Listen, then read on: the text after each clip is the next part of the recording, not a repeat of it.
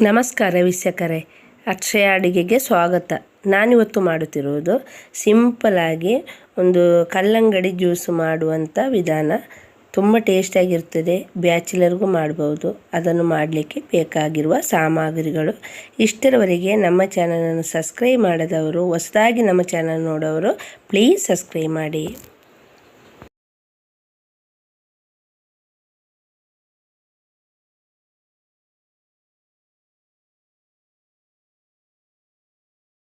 ಇವತ್ತು ನಾನು ಈ ಬಿಸಿಲಿಗೆ ತಂಪಾಗಿರುವ ಒಂದು ಕಲ್ಲಂಗಡಿ ಸರ್ಬತ್ ಮಾಡುವಂತಿದ್ದೇನೆ.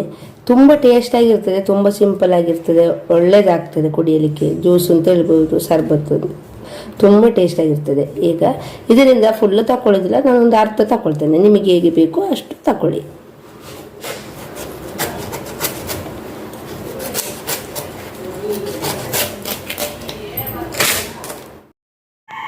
ಈಗ ಇದನ್ನು ಸಣ್ಣದಾಗಿ ಕಟ್ಟು ಮಾಡಿಕೊಳ್ಬೇಕು.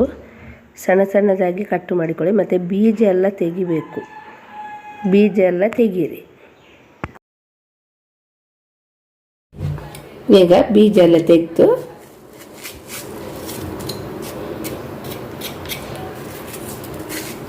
ಹೀಗೆ ಕಟ್ಟು ಮಾಡಿಕೊಳ್ತಿದ್ದೇನೆ. ಇದು ಮಿಕ್ಸಿಯಲ್ಲಿ ಕಡಿಯಲಿಕ್ಕೆ.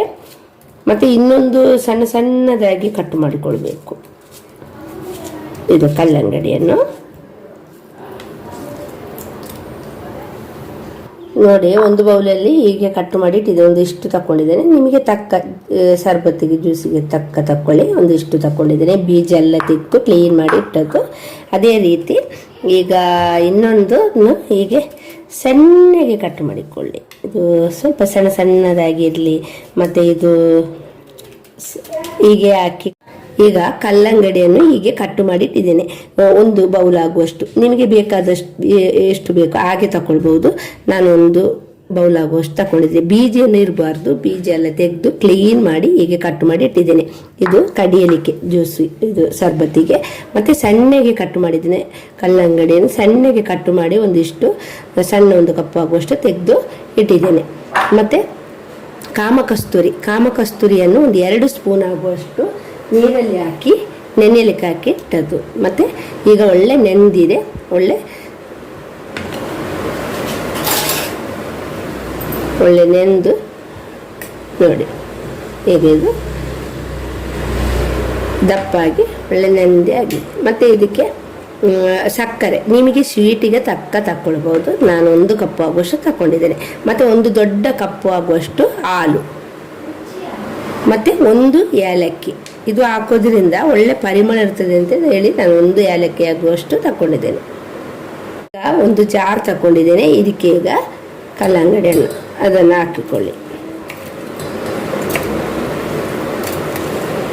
ಮತ್ತು ಅದರಲ್ಲಿಂದ ಸ್ವಲ್ಪ ನೀರು ಬಿಟ್ಟಿದ್ದು ಅದನ್ನು ಇದಕ್ಕೆ ಹಾಕಿಕೊಳ್ಳಿ. ಮತ್ತು ಸಕ್ಕರೆ ಹಾಕಿಕೊಳ್ಳಿ. ನೀವು ಸ್ವೀಟಿಗೆ ತಕ್ಕ ಹಾಕಿಕೊಳ್ಬೋದು. ನಾನು 1 ಕಪ್ ಹಾಕಿಕೊಳ್ತಿದ್ದೇನೆ.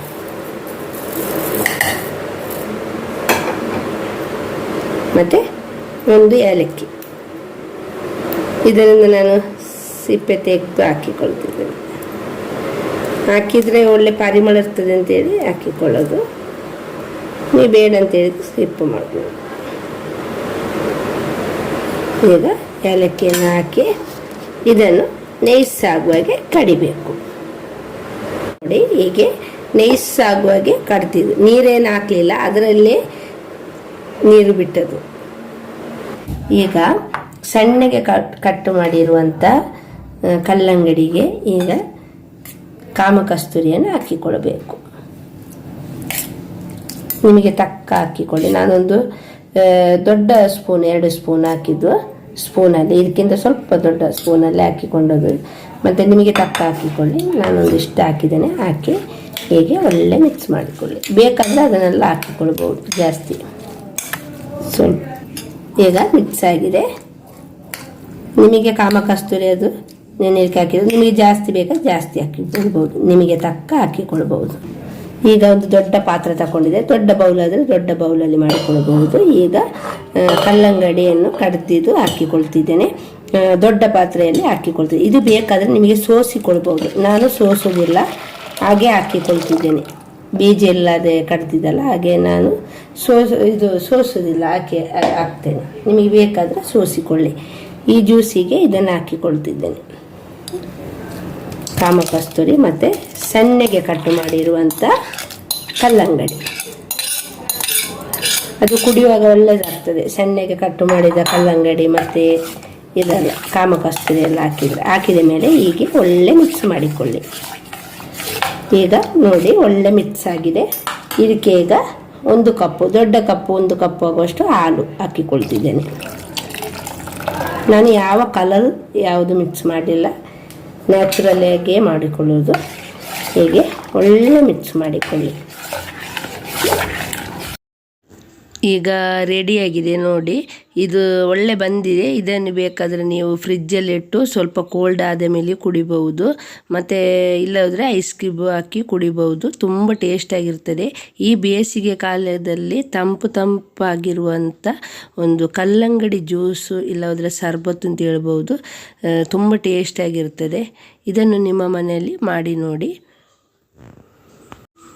ನಾನು ಇದನ್ನು ಸ್ವಲ್ಪ ಕೋಲ್ಡ್ ಆಗಲಿಕ್ಕೆ ಫ್ರಿಜ್ಜಲ್ಲಿ ಇಡ್ತಿದ್ದೇನೆ, ಸ್ವಲ್ಪ ಕೋಲ್ಡ್ ಆಗಲಿ ಅಂತೇಳಿ.